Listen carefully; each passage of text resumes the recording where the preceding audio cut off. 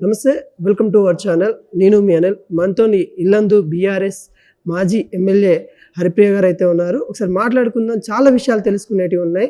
లగచర్లో ఏదైతే జరిగిన ఘటన గురించి అయితే మాట్లాడడం. నమస్తే మేడం. మేడం, లగచర్లో ఏదైతే మహిళల్ని అసలు ఘోరాతి ఘోరంగా గాయపరిచిన దృశ్యాలు మనం చూస్తాము. ఇవన్నీ అసలు ఎలా చూడొచ్చు?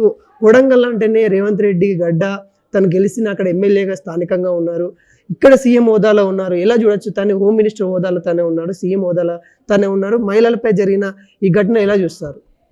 ఒకటి, మొన్న నేను సబితమ్మ గారు మేమందరం కూడాను మా ఎమ్మెల్యే కోవా లక్ష్మి గారు అందరం పరిగి వెళ్ళడం జరిగింది. వాళ్ళందరితో అక్కడ ఉన్న వాళ్ళందరితో మాట్లాడడం జరిగింది. నిజంగా వాళ్ళు పడుతున్న బాధ వర్ణనాతీతం. ఎందుకంటే ఎక్కడో జరిగింది అంటే ఏదో అనుకోవచ్చు, సరే తెలియకుండా జరిగింది అనుకోవచ్చు. కానీ తెలంగాణ ముఖ్యమంత్రి స్వయంగా రేవంత్ రెడ్డి గారి ఇలాఖాలో ఆయన సొంత నియోజకవర్గంలో జరుగుతున్నటువంటి ఈ ఘటన మీద అయితే ప్రతి ఒక్కరు కూడా ముక్కును వేలేసుకునే విధంగా ఉంది. ముఖ్యంగా మహిళలు వాళ్ళు చెప్తున్న, వాళ్ళు వివరిస్తున్న తీరు అన్యాయంగా రాత్రికి రాత్రి వచ్చి ఒక 50 మంది వచ్చేసి ఇష్టానురీతిగా ఎక్కడంటే అక్కడ చేయి పెట్టి వాళ్ళని నెట్టేసి తీసుకెళ్ళినటువంటి తీరు మనం ఇంకా సభ్య సమాజంలో ఉన్నామా లేదా అనేసి ప్రతి మహిళ సిగ్గుపడే విధంగా ఈరోజు కాంగ్రెస్ పార్టీ పరిపాలన కొనసాగుతుంది. అలాగే ముఖ్యమంత్రిగా, హోమ్ మినిస్టర్గా ఎంత విఫలమయ్యారేది కూడా ఈరోజు లఘుచర్ల ఘటన ముఖ్యంగా మహిళలు వాళ్ళు చెప్తూ ఉంటే మన కళ్ళార కంటికి కట్టినట్టుగా కనబడతా ఉంది. ఒకటి, మీరు అక్కడికి వెళ్ళినప్పుడు అక్కడ స్థానికంగా కూడా కొంత భయాందోళనకి గురైన సిచ్యువేషన్లు కూడా చూస్తాం. ఎందుకంటే ఈ పోలీస్ వాళ్ళు ఎన్నడూ చూడలేదు, వీళ్ళందరినీ అసలు ఫస్ట్ టైం చూస్తూ ఉన్నారు, బయటికి వెళ్ళనివ్వట్లేదు, చిన్నపిల్లలు భయపడతా ఉన్నారు. ఇవన్నీ గవర్నమెంట్ కనిపించట్లేదా? కనిపించినా కూడా ఎందుకు స్పందించట్లేదు అంటారు? ఒకటి, మేము వెళ్ళి వాళ్ళని పరామర్శించినప్పుడు చాలా భయపడుతూ ఉన్నారు. ఏంటి అంటే లోపల స్టేషన్లో ఉన్న వాళ్ళేమో వాళ్ళకు కొట్టినటువంటి దెబ్బలు అవన్నీ మళ్ళీ ఏదన్నా మీరు బయటికి వెళ్ళి చెప్తే మరలా ఇంకొకసారి కొడతామనేసి భయపెట్టినారు అనేసి వాళ్ళు చెప్పడము. బయటకు వచ్చిన తర్వాత వాళ్ళ కుటుంబ సభ్యుల్ని కలిస్తే ఒక మహిళని, అమ్మ మీకు ఇంత ఇబ్బంది కలుగుతున్నప్పుడు మరి మీరు మీడియా ముందుకు వచ్చి మాట్లాడొచ్చు కదా అనేసి అంటే వాళ్ళు ధైర్యం చేస్తలేరు. మళ్ళీ మేము మీడియా ముందుకు వచ్చి మాట్లాడితే మా నాన్ననేమన్నా అంటారేమో, మా అన్ననేమన్నా అంటారేమో, మళ్ళీ మమ్మల్ని ఏమన్నా అంటారేమో, ఏమన్నా చేస్తారేమో అన్న భయంలో. అంటే ఈరోజు ముఖ్యమంత్రి పరిపాలన, హోంశాఖ పరిపాలన ఎట్లుంది అనేసి అంటే పోలీసులు అంటే ధైర్యం, మాకు పోలీస్ శాఖ అంటేనే ఏదన్నా జరిగితే మాకు ధైర్యం ఇస్తారు అనేటటువంటి మాటలు పోయి నేడు మేము భయపడాల్సినటువంటి పరిస్థితికి వచ్చినాము. పోలీసులు అంటేనే భయపడే పరిస్థితికి ఈరోజు తీసుకొచ్చారు అంటే ఒకసారి మరి గత 10 ఏళ్లలో బీఆర్ఎస్ పరిపాలన ఎట్లుండే, ఈ వచ్చినటువంటి ఈ 11 నెలల కాలంలోనే కాంగ్రెస్ పరిపాలన ఎట్లుందనేది ప్రజలందరూ కూడా గమనిస్తూ ఉన్నారు. ఇంకోటి మేడం, ఒక ఆమె మహిళ, ప్రెగ్నెన్సీతో ఉన్న మహిళ, తన హస్బెండ్ అరెస్ట్ చేయడం అయింది. తన ఫోన్ కాల్ కూడా మాట్లాడించాడని తను ఆవేదన వ్యక్తం చేస్తూ ఉంది. ఎక్కడున్నాడు మా హస్బెండ్, కనీసం ఫోన్ కాల్లో మాట్లాడియండి అని కొంత ఆవేదన, చాలా ఎమోషనల్ అవుతూ ఉంది. ఇలాంటివి కూడా మహిళలు, అక్కడ గాయపడే వాళ్ళు కూడా మహిళలు ఉన్నారు.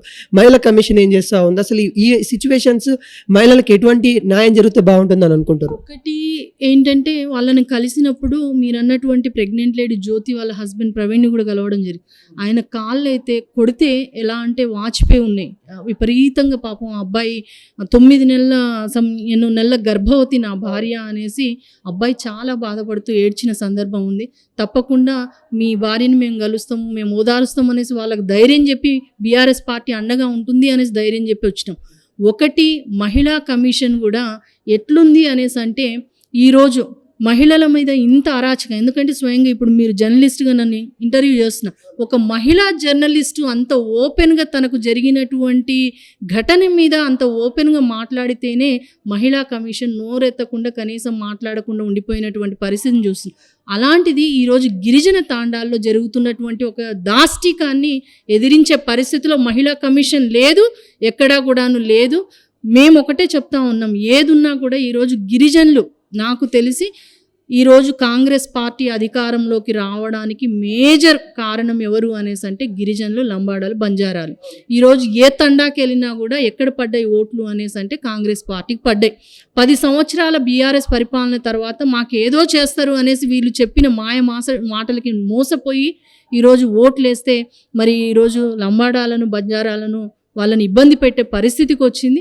నేను ఒకటే రిక్వెస్ట్ చేస్తూ ఉన్నాను ఈ సందర్భంగా, గ్వార్భాయి సేన రామ్రావ్ एकताई तमसे ग्वार से ताणीन आपण वोटे घाले तो आज कांग्रेस पार्टी अधिकारम आताणीन एकताई रैतुले पर कांगन को तो काले एक याड़ी केरी थी वो अधिकार में आए जे एक मीनातीज हम पर स्टार्ट करना कि हमारे जमीर कोसर प्रयत्नाल किदे हम दानी के ताणी का तो हमें इब्बंदी पेट्रे के ताणे आज एक बाई वो उंदु पर जरिगी जोणो से केरेते एक ताई आलोचना कर लो ग्वार भाई इससे कतचो आज लंबाड समाज में अति अन्याయం జరిగితే मैं एमएलए గా రోజున మా స్వయంగా మసదాని అనుభవించి తమారు గ్వార్ భాయి కత్తి ఐక్యత రేని తమకుని ఐక్యంగా आवनीगेतान लपणी आज ऐक्यंगा रेर समयम सदानी डिग्री है अपन से ऐक्यंगा पोराडे समय में आज पार्टी का जो आज रे सवार रे कतवती रे लपणी आज ग्वार माटिन अन्याయం జరిగితే ग्वार भाई से एक में ताने लड़ाई मारे समयम सदानी डिग्री है तमेन सेना हाथ जोड़न आज लघुचरला ग्वार भाई सेना अंडगा रेणोगतान तमेन सेना कोरलेरछु థ్యాంక్ యూ మ్యామ్.